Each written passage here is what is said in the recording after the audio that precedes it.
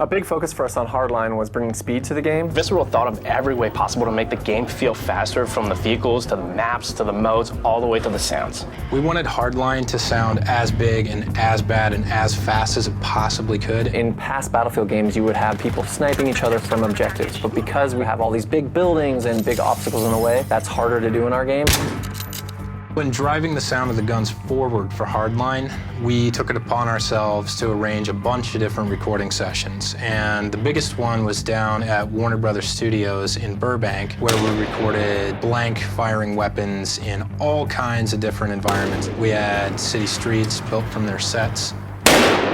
We had an entire day with just weapons inside of an ADR sound studio. Ran all the actions manually so that when you hear a bolt open and close in Hardline, it's as close to the real thing as we can possibly get. Battlefield weapon audio has always relied on granular components. This would be the blast off of the 5.56 caliber rifle. Here we have the gunshot sort of blooming in its environment. This is the reflections off of the glass that we recorded down in Burbank.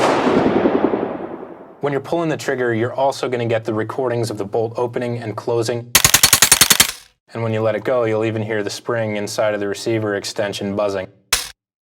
And so the sum total effect in an open downtown area would be something like this. And then if I'm going to come back down here into a tighter, more concrete, surrounded area, it's going to sound different.